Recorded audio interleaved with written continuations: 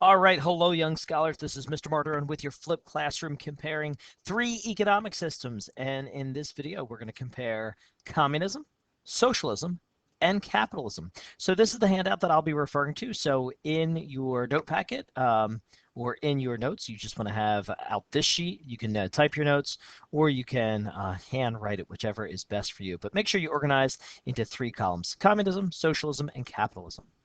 And if you notice anything about how I have this set up, I have it set up so that it coincides with our political spectrum chart, if you will. And in this instance, capitalism being on the right. So this, in your notes, you want to jot down a little bit more conservative. Capitalists would tend to favor a little bit more of the status quo. Socialism is a little bit more to the left. And communism is a little bit more to the left, a little bit farther to the left. So again, if you were to overlay this chart with the political spectrum, communists and socialists would be people who economically would be in favor of more government, but politically would be in favor of government trying to equalize things. So let's talk about the economic system that we're in, capitalism. Capitalism is the economic system supported by Adam Smith, who wrote The Wealth of Nations. And Adam Smith believes in laissez-faire economics, or free market capitalism. And the idea is that the government should stay out of the affairs of the state or of the business. So, for example, if you want to open up a business, you can open up whatever business you want to. And the type of business you get is based off the law of supply and demand. In a socialist government, some key industries are run by the government. And what you've been hearing a lot of with regard to socialism is the idea of the healthcare company and the health insurance providers. A free market capitalist would say, listen, the insurance company is providing a supply for its demand, and the health insurance company should be able to charge whatever they want. Others would say, wait a minute, we need to make this a little bit fair so that everyone has access to healthcare. So the government should step in to make things equal. Where a communist government would control everything. They would control all aspects of the economy and what's known as the means of production.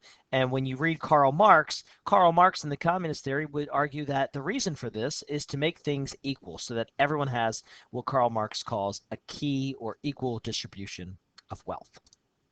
Okay, within a communist government, there is no private ownership of land or business. Okay, so if you were to own a business, well, you wouldn't own a business in communist Russia or communist China because there is no such thing as private ownership. It's what's good for the group. In a socialistic government or economy, production and capital and raw materials are owned by individuals, but some key resources are controlled by the government for what is good for society. So again, in a socialist economy, if you're looking at countries in Europe, for example, and even to some degree, the United States has some socialist tendencies. For example, public school and public education. We have to listen to what the government tells us. If this school was a for-profit enterprise, we'd be charging you guys to come here, like the prep, but we're not. Although one could argue that through your tax dollars, you fund the school. But that's the example of socialism. Socialism is this idea where together society pools resources together for the benefit of the group. Where in a capitalistic economy, supply exists and demand exists, and supply and demand operate without government interference. So for example, if you wanted to buy a bathing suit, if you wanted to buy a bikini or board shorts or a surfboard or a beach chair, when is the best time to buy it?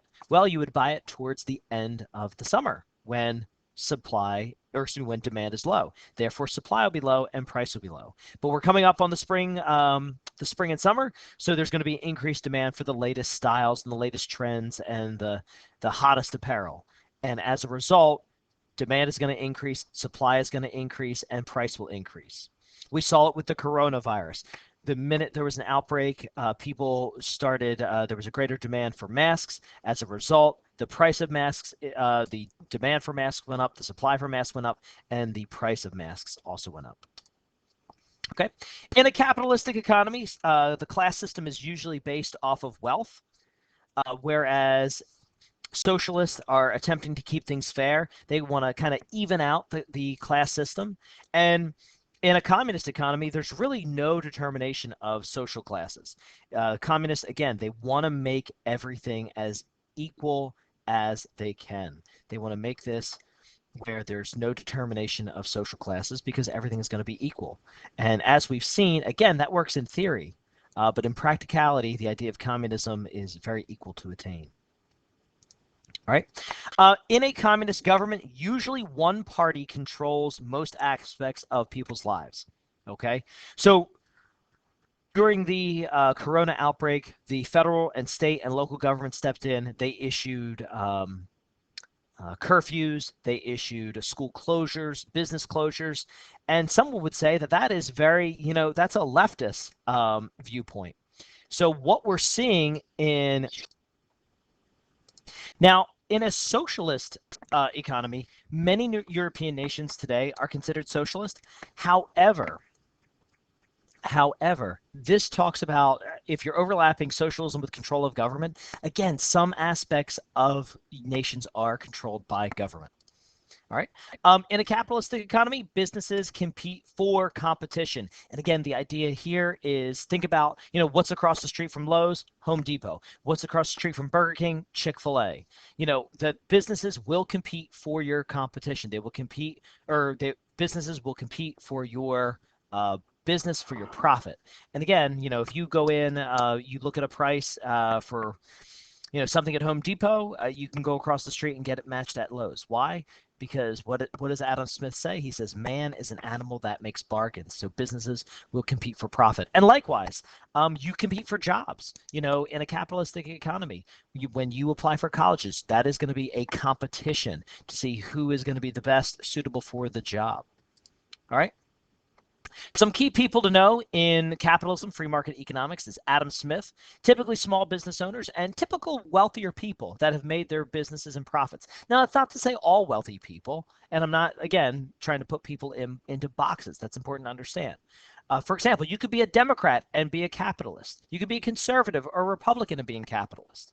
All right. Some other key people for socialism includes Robert Owen, John Stuart Mill, Albert Einstein, George Bernard Shaw, Leo Tolstoy.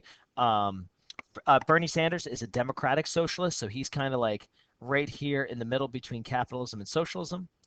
And the biggest communists, the most famous ones you need to know include Karl Marx, Frederick Engels, Vladimir Lenin, Leon Trotsky, typically poorer people who want to see a redistribution of wealth if they feel that the economics system doesn't play to their benefit. They tend to be a little bit more communist. Right. But if you have any questions, you can watch this video again. You can post it on Google Classroom. We're going to have a discussion about, the three economic systems and which economic model is the best for a nation when we resume class. All right. If you have any questions, comments, or concerns, you can always email me or post on Google Classroom. Thanks, guys.